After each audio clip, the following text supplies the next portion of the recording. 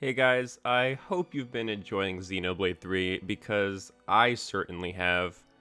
I thought it would be a good idea to sort of share my thoughts before I'm done with the game, because it is a long game. It's going to be a while before I actually finish it. So the plan is that I'll tell you how I'm thinking right now, 10 hours into the game, and then when I finally finish the game, I'll have a more in-depth review type video just talking about everything. This video is also for people who are unsure if they want the game or are very on the fence. Definitely clear up things for those people. So I guess we'll start out with the story. Now, what I can say in regards to the story, pretty much all the footage that we saw in the trailers and promotional material, that's all from the first 2 chapters. So if you feel like, oh no, I may have been spoiled by watching any of those, that's just not the case. All of it has happened, and now I'm currently in the middle of chapter 3. We're just sort of in the territory of, I don't know what's going to happen. Obviously, some of the hero quests, those cutscenes have not been shown because heroes are one of the few things I don't have access to, but we've seen all of the stuff already. The story is going to go in a direction I'm sure none of us are expecting at all.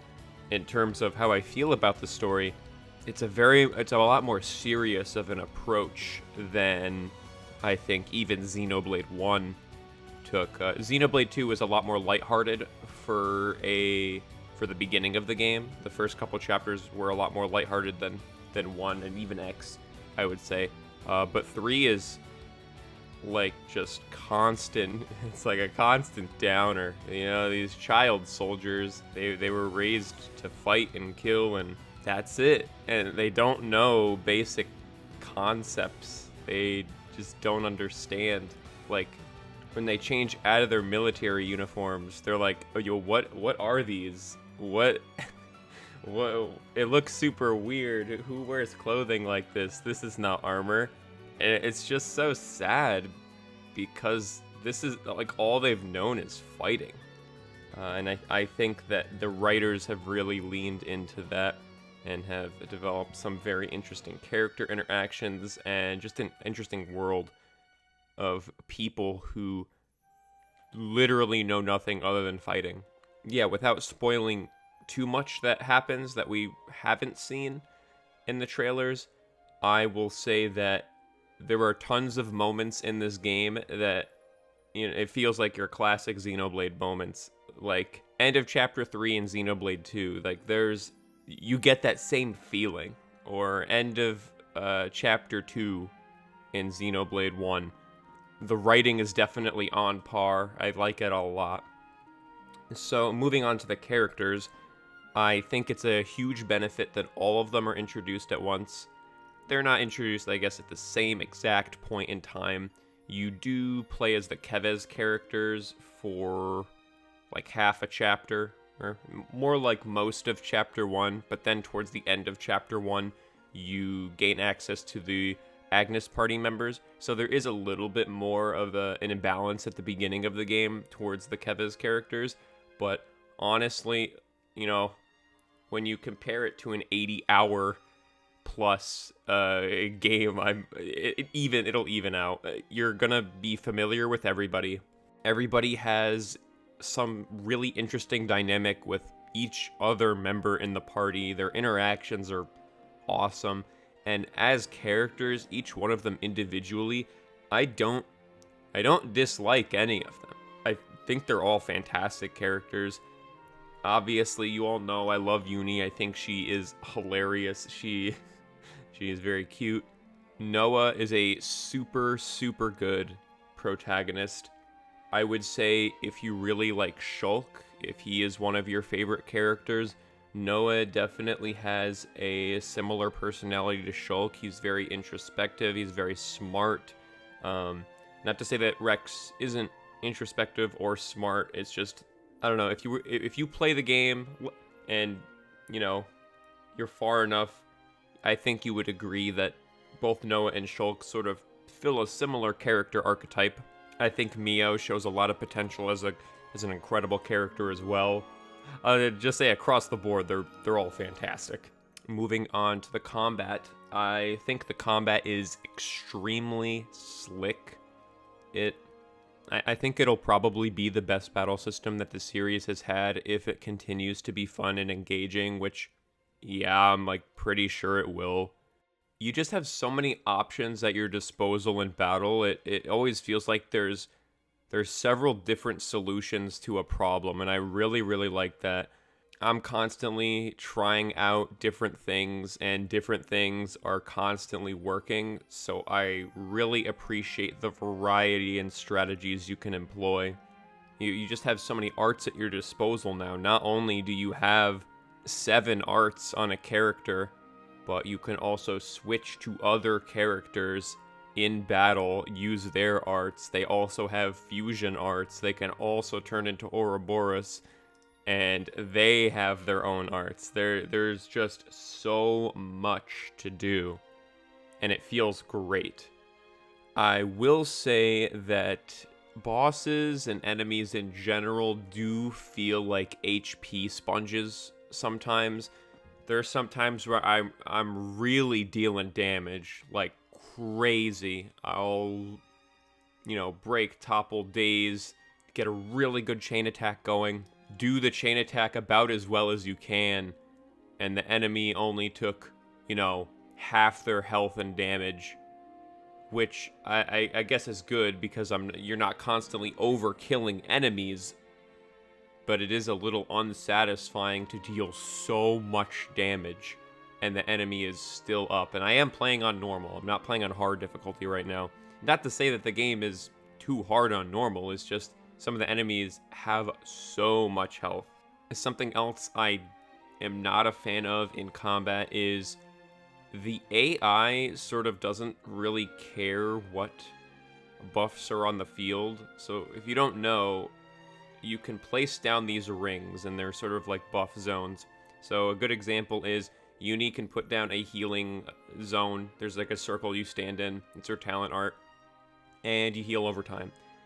And let's say that Lons is dying. AI Lons, he is not doing well. So even if he's in red health, even if he is going to die in one more attack, the AI will not stand in that range. I don't know why it's like that. I feel like the AI should be prioritizing their life, but it doesn't seem like they do. Even if you switch to Lons in red health, walk into the circle, and then switch off of him, the AI will walk right back out. It'll go back to accomplishing whatever goal it was working on before, which I don't think is very good. Having these buff zones is a very important part of the combat system. So I don't understand why the AI isn't told to try and stay inside them. Other than that, I think the combat just feels great. It's just so satisfying to even land like a regular attack.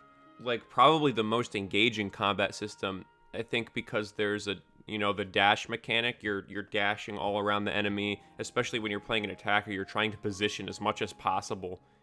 It was sort of a concept lacking in Xenoblade 2. There were positional arts, but it wasn't really that important. No, it wasn't as important like it is in Xenoblade 1, I would say, or X. And I think it's probably more important in this game than ever. You have to use your arts in the correct position, or else you won't gain talent art charge on the attacker. I'll talk about the world next. The maps are enormous. I haven't had a whole lot of opportunities to go out and explore the map super deeply, just because I'm trying to progress the story just a little bit.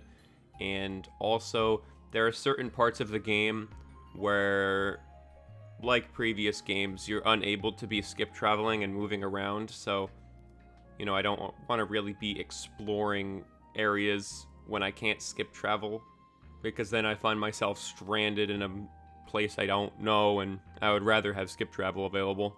But they're huge. I think there was even an interview where the devs said like the game is something like 5 times bigger than Xenoblade 2. It is massive, enormous.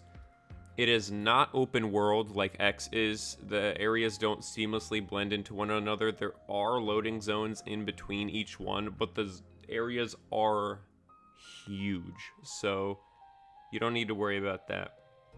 There are some areas that do feel a little bit more empty than others. I wouldn't say it's a huge problem. You know, every open world game sort of has this thing where it's like, well, you know, what is the purpose of this spot, of this area on this hill? And it's, you know, there doesn't need to be something in every single spot. Sometimes the destination is the reward, and you climb to the top of this high hill and you get a very nice view. It's just for people that want a constant feedback loop of reward after reward, kind of like Breath of the Wild. I think Breath of the Wild has that pretty frequently. You won't be getting that. It's sort of a lot more of a casual exploration type game. Granted, I've only explored 2 areas, working on my 3rd.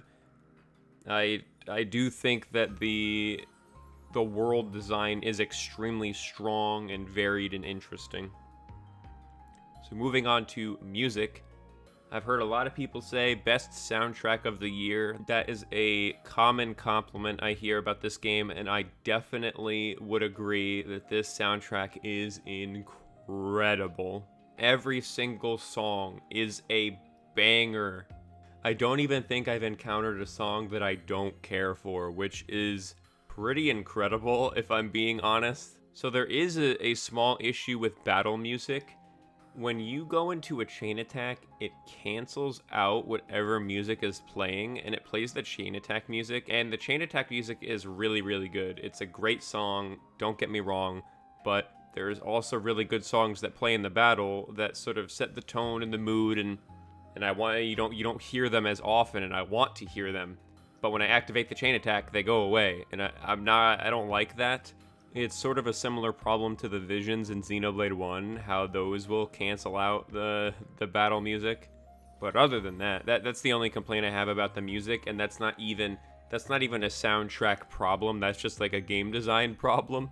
I think the solution to that would be you have a toggle in a menu somewhere that's the frequency at which the chain attack theme is played. It's like a bar, and you could change the percentage, and maybe it'll randomly start playing chain attack, and you can completely turn it off if you want, which I think would be cool, but I doubt they would do that. Overall, I would highly recommend playing Xenoblade 3. If you're on the fence, I know I'm only 10 hours in, but I can say that I am thoroughly enjoying the game. Even if you were to remove the fact that I'm a huge Xenoblade fan, I think this game is just very, very good. It's extremely accessible. The tutorials are very well thought out, even for, you know, people that don't play this type of game. They're well thought out. There is something for everyone here. There's a character that you are bound to love. There is a role in combat you're bound to be drawn to. There's going to be an aspect of the story that you're going to grab onto and hold for dear life. I'm very excited to be playing this game, and I will mention that I am live streaming it pretty much every single day. Check my Twitter for stream updates. I also post them in the community tab as well. I stream both on Twitch and YouTube, so you can be on either one in order to watch the game if you want to, you know, see how my playthrough is going. If you like the video, be sure to let me know and tell me what you think of Xenoblade 3. How much are you liking it? Please, please, please, no spoilers in the comments. I would really appreciate that, and I know that a lot of other viewers would also appreciate that. Special thanks to my channel members, and super special thanks to Play, A Float Sign, and Parker Chase, who are legendary Blade members. Alright guys, I'll see you in the next one. Bye.